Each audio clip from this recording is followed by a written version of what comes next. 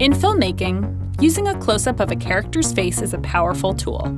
Sometimes it's extremely obvious how a character is feeling, but oftentimes a reaction becomes much more meaningful when we see the performance within the context of the shots that come before and after it. For example, in Ferris Bueller's Day Off, Cameron's blank expression is ambiguous, but as the shots continue to get closer and closer, the audience can infer that Cameron might be feeling insignificant and overwhelmed with his place in life. This idea forms the basis of the Kuleshov Effect, which is named after Lev Kuleshov, a Soviet filmmaker from the early 1900s. As an experiment, Kuleshov edited a short film that primarily used a close-up of a man's face with a neutral expression. He then intercut the face with various objects and showed it to an audience. When the man looked at the soup, the audience thought he was hungry. When he looked at the dead child, they thought he was sad. And when he looked at the woman, they thought he was overcome with lust. However, in all three instances, the shot of the man's face was exactly the same. Here's Hitchcock doing his own version of Kuleshov's experiment. Now we have a close-up, then we show what he sees. Now we cut back, and he smiles. Now what is he as a character? He's a kindly man. Now we'll put in a piece of film of a girl in a bikini. What is he now? The dirty old man. That's what film can do for you.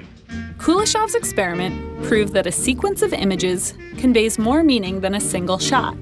Therefore, when building a film's narrative, editors must consider how the audience will connect multiple images together in their mind. Says Academy Award-winning editor Walter Murch. My job as an editor is to gently prod the attention of the audience to look at various parts of the frame. I do that by manipulating how and where I cut and what succession of images I work with. For example, horror films often create tension by cutting from a weapon to a potential victim. Just like man plus soup equals hunger, a knife plus an unsuspecting woman equals danger, because the audience will inherently connect these two images and expect them to interact. This anticipation can also be used for a comedic effect or a romantic effect.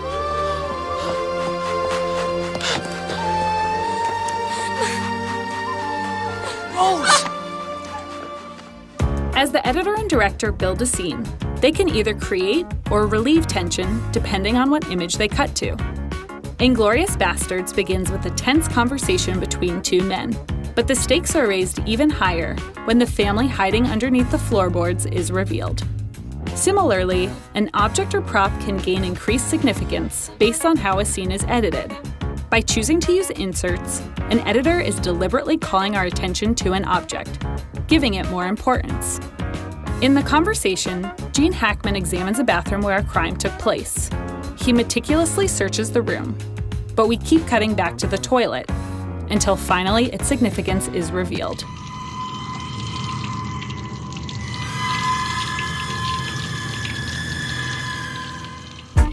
When an audience is invested in a film, they are constantly making these connections and are able to understand the story and predict what might happen next. However, if an editor understands what an audience is expecting, they can also find ways to surprise them. Towards the end of The Silence of the Lambs, we see a SWAT team swarming outside of a house as Buffalo Bill deals with his prisoner in the basement. We see the task force ring the doorbell, and then hear the bell ring in Buffalo Bill's house. It would be natural for the audience to assume that these two characters are about to collide. We're going in.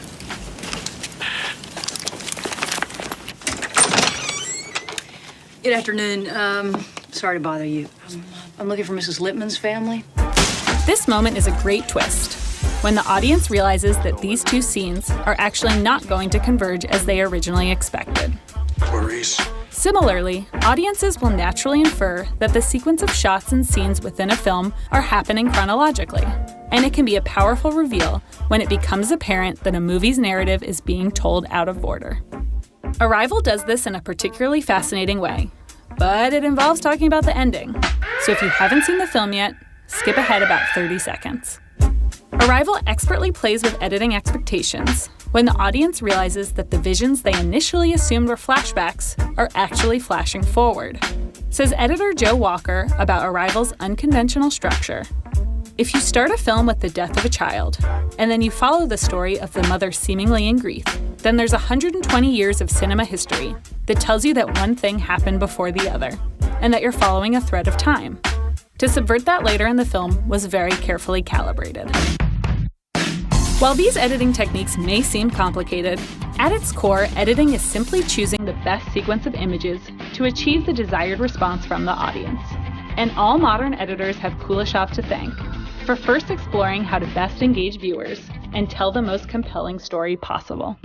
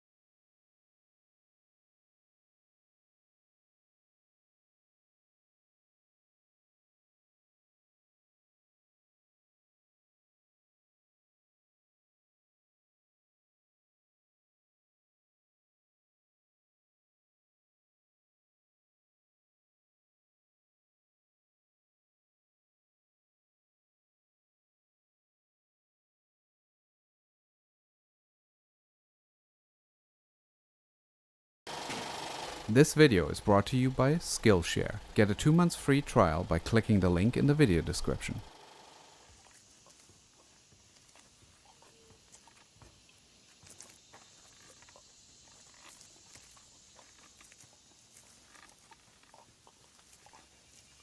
I think the best example and the best description of when not to cut is in my interviews with Joe Walker. There's a scene in 12 Years a Slave, and the main character is being hung by a tree, and the shot lasts 90 seconds with this guy just on his tiptoes, barely able to keep himself from strangling. And people walk around and are kind of ignoring him as he's hanging there because they know there's nothing they can do without being killed themselves. It helps the audience to realize the truth of the moment, because people know that when you edit, that's lying, right? An edit is a lie. See, I always thought editing is the ultimate truth. Paul Hirsch says the opposite. He says, when you shoot the film, that's the truth. When you edit the film, that's the lie. Sometimes you have to, because that's the most powerful thing you can do is the lie. But if the most powerful thing you can do is to tell the truth, just sit on that edit, just let it go. Sin. There is no sin. And the Oscar goes to Lupita Nyong'o.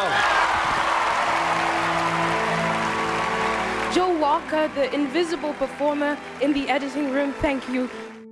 The way this all started was I actually saw the Oscars, and Lupita Nyong'o won Best Supporting Actress for 12 Years a Slave, and she thanked her editor. And I'm like, oh my gosh, I got to interview whoever it is that gets thanked by the actress. So I actually found Joe Walker's Twitter feed and sent him a message and said, I'd love to interview you, and he agreed. And I just kept setting up these interviews one after another, and really learning a huge amount of editing, some of which were a complete revelation to me.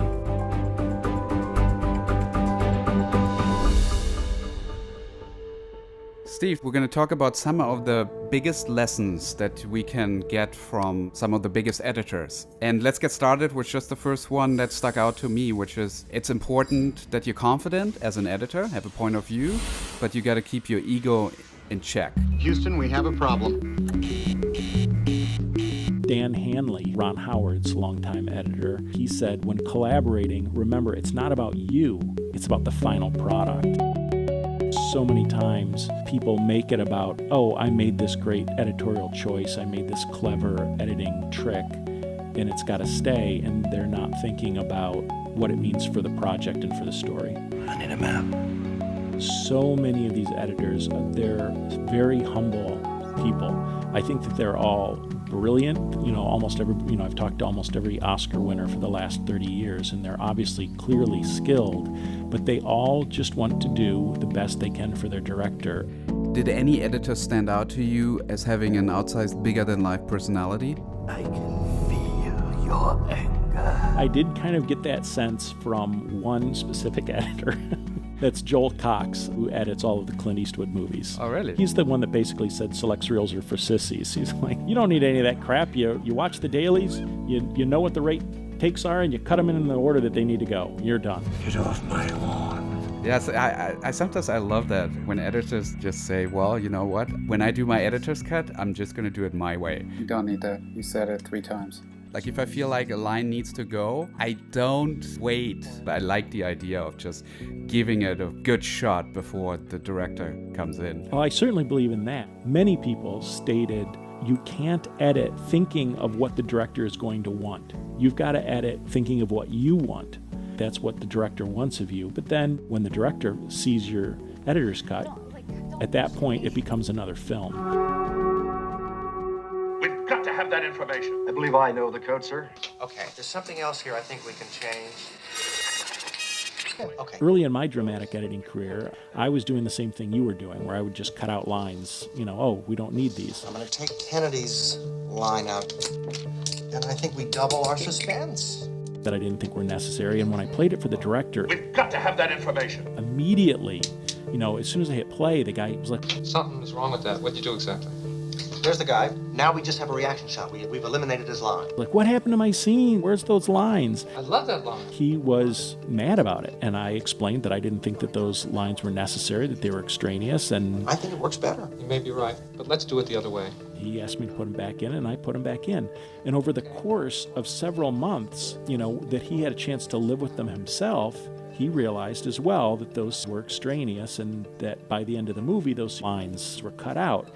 But 2 things about that. One, I pissed off the director and I made him feel, at least temporarily, to lose faith in my judgment.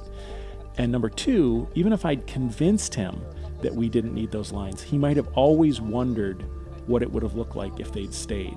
The way I cut it, I didn't give him a choice. I didn't give him a chance to see this is the way he intended it. So he never really would have bought into my idea. You have to understand that editing, it's not a one and done kind of thing. It takes place over weeks or months or even years. So just trust the process.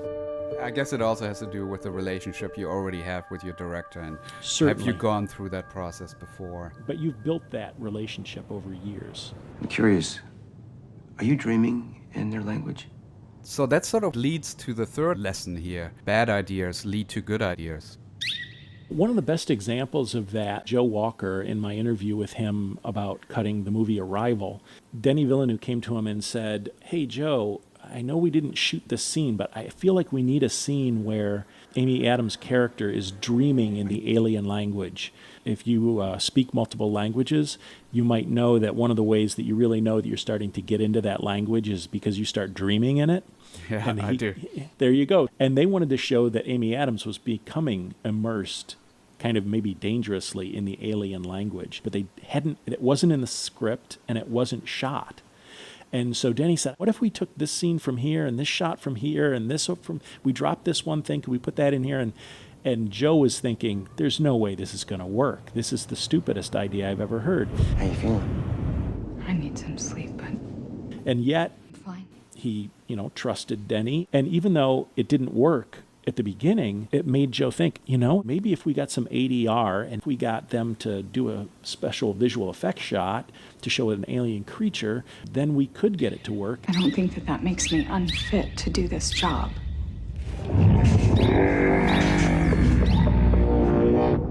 And so what seemed like a bad idea became a great idea.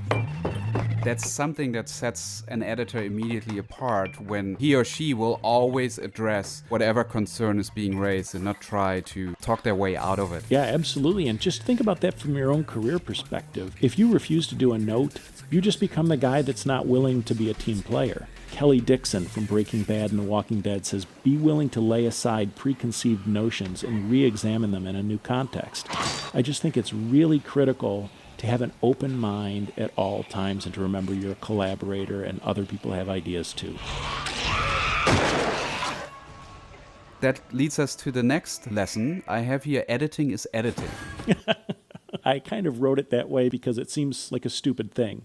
But really, it's one of the most critical things. How often do you just cut a scene and it's done? Out of 3,000 movies, there's maybe 20 examples.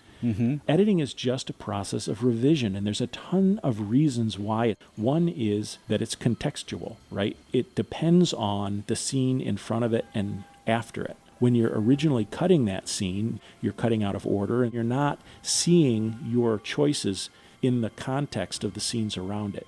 Right. I remember in your book, I think it was John Refoy who said that it's like every scene is a delicious course, and then when you put them all together, you can't eat them all, so you have to pick the ones you really like. That's a great quote. Before we move on to the next lesson, I want to take a brief moment and thank Skillshare for their support. It's an online learning community with thousands of classes in filmmaking, editing, writing, design, business, tech, and more. I want to recommend a course by Mark Sosama, who's a filmmaker and also works for Vimeo. And he did a great course on how to shoot your own video resume by using a simple point-and-shoot camera or smartphone. A video resume is a video designed to show off you, to show off what it is that you do in a nutshell. It's a 52-minute course that takes you through the concept, shoot, and edit. So, the first 500 people that sign up through the link in the video description get a 2 months free trial. Make sure you upload your video to the project gallery. Now back to Steve. Down beyond 18. Why is it critical for editors to be organized? When you're watching the dailies and you're maybe building a selects reel, your brain is starting to organize and start the editorial process at that point. Not quite my tempo. Tom Cross, he said, the goal is to organize the material and understand it. A lot of times, that's about figuring out what can be ignored. Andy Grieve is a great documentary editor. He said the biggest trick is to compartmentalize, break it down into smaller chunks, and that's definitely the way I feel about editing. I need to be able to get to a point where my brain understands the material, and then I can start to build the story from that. You mentioned Tom Cross. I looked at his IMDb page, and I realized, wow, that's an editor who did a short, same short, did the movie, and then just his career exploded. Is that how it works? Like, how can editors, young editors, get to that level where they ultimately want to be, which is play in the big league? We'll never get it out now. My biggest advice is the same every time anybody asks me that question. You have to just do it. All right, I'll give it a try. No. Try not. Do. You have to say, okay, my goal is to be a big-time editor. What can I cut? Maybe I can shoot some stupid little scene with my iPhone, and then I'll try cutting that together. Great, do it. It may not look like what you want it to look like, but your brain starts to understand how story works and how scenes are constructed and what you need as an editor. The next lesson I'm really excited about, and it is that storytelling is actually a muscle that can be built up. Yeah. Stephen Mirioni, who cut The Revenant, said storytelling is a skill that you can become better at through lots and lots of practice. Joke telling is the shortest form of telling a story. A joke is always just a short story. What do you need so that the audience understands the punchline? The audience is kind of misdirected, and then the punchline snaps them back into a different direction. The other day I was thinking, it's weird, I was thinking, I tend to overthink things. And then I thought, do I though? I mean... Are we having the Afghan version of this conversation where in New York we would have gotten to the point like 5 minutes ago? You need to edit things and then realize how your editorial decisions affect the story. Glenn Ficarra talked about a character named Fahim. There's a scene where Fahim is basically telling Tina Fey's character, I do not want to work with you anymore. Wait, Fahim, I know I fucked up. I do not think you do. Hear me out. And after he leaves, there's a series of 3 jump cut close-ups of Tina's face, cut, cut, cut. And it seems kind of jarring, but that's the whole point. Ficarra mentions that that's the midpoint of the story. That's where the stakes change.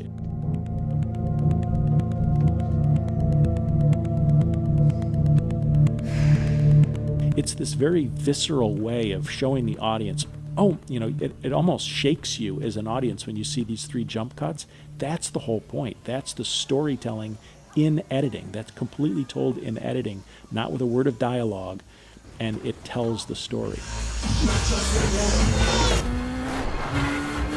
Okay, next one. Be careful with reaction shots. That was really interesting for me because I was like, I'm never careful with reaction shots. A couple of things. Multiple people said that you shouldn't be on a reaction at certain times. Eddie Hamilton said, if you want a specific piece of information to go into the head of an audience, the character should say the line on camera. And his team would be dead. Yes. They would. That's the job. And Lee Smith said basically the same thing. If you play a line off, you're diminishing that line. You create the world of the dream. We bring the subject into that dream, and they fill it with their subconscious. You have to be really strict in the way you edit, whether you play a line over or off. Because I think that's just emotionally much more interesting to be on the person who's listening than the person who's speaking. I agree. That's what she had on her that day. There's a scene in Mindhunters. These 2 guys are interviewing who they think might be a serial killer, and there's just a local detective there. And even though the scene is really between the suspect and the 2 interrogators, and the local detective doesn't say anything. She looks pretty tasty in that outfit, doesn't she? Tyler Nelson describes why the reaction shots are done the way they're done. Come on. You guys don't think so? There's these great close-ups as he's like, where are these guys going with these questions? I mean, by the time a woman has hair on her pussy, you'd think she'd be able to decide who gets a piece of it. I mean, yeah, man. I never thought about it like that before, but yeah. Didn't mind that you were older. She probably kind of liked it. And then you start to see in his brain, oh my gosh, I see what they're doing. They're going to get it out of him. Holy crap. When you picked her up from the bus, was she wearing this jacket? He's acting as the audience going, oh my gosh, this is brilliant. Lisa's skull was crushed. That blood goes everywhere. In crimes involving blunt force trauma, it's almost impossible for the attacker to avoid getting his victim's blood on him. So that detective's reaction shots bring the audience into the scene. You want to take a sample, Bill? Can we do that? Yeah, I can arrange that. That's awesome. I have a side question here. What do you think about watching these lessons of how to edit, how to film things, watching a lot of YouTube videos? How helpful is that really? Oh, I think it's tremendously helpful to be able to watch someone and see what the process is and the why of the editing. That's the real thing. And so many people will say, like, oh, it's all intuitive. I'm like this intuitive editor, and I just feel it in my gut. You don't really. It's not really intuition, but they have soaked up these lessons of how to tell a great story and when is the right moment of editing. And if they really thought about it, and there's plenty of editors that can actually explain the reason why they cut in an exact moment. Some people go, oh, well, you're so analytical. No, I think those people made those choices intuitively, but they can explain them analytically. Showtime, folks. I mean, I agree with you. I think the important part is you got to take action. Yeah. You got to find that balance of just accumulating information that is making you think, but then also use it in a way. Yeah, when I'm doing real nuts and bolts training sessions, which I do for various companies, they need to put it into action immediately. Well, Steve, thank you so much. I got a real kick out of this one. I really enjoyed the way that you structured these conversations that you had with them. I can tell you're an editor. So those great conversations and those insights, they are divided up into sort of the process of editing. How do you get organized? How do you watch dailies? How do you attack a scene? On top of that, you really have the takeaway highlighted in the book. So if you're facing a specific problem or a certain situation where you just want to know, how do other people deal with it? That book is a great reference. Thank you. Editing that book was what made it good, in my opinion. Cut it in Avid? I did not cut it in Avid. No, I did not. There you have it. So how do you feel about watching YouTube videos on filmmaking? And are you putting it into action? Let me know in the comments. I want to thank Steve for giving me so much time. There were many more tips he shared, and I'll have a worksheet by Steve plus a bonus video available to Patreon members. There's also a whole section on the sizes of shots and the reason specific sizes were chosen. Do you think that's a trait of being a successful filmmaker? It's something that I definitely have picked up on numerous interviews. If you like this type of content and want to take your editing to the next level, consider joining me on Patreon. Thank you for watching.